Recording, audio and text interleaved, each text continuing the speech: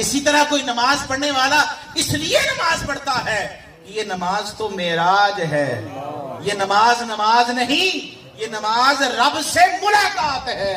अगर कोई इस नीयत से नमाज पढ़ेगा तो क्या उसे रब नहीं मिलेगा? रब तब मिलेगा जब जन्नत का दिल से ख्याल निकाल दिया होगा, जब सवाब व अजाब की फिक्र नहीं होगी, जब रिज़्क बढ़ने की, औलाद हासिल होने की और हाजतें पूरी होने की और दुनियावी अगराज हासिल होने की गर्जें सब एक तरफ रह गई, दुनिया एक तरफ रह गई, आखिरत एक तरफ रह गई, जन्नत एक तरफ रह गई, दोज़ख एक तरफ रह गई। अरे सामने सिर्फ और सिर्फ रब की जात रही, उसका नजारा रहा, उसका दीदार रहा, उससे मुलाकात की तमन्ना और इश्क रहा।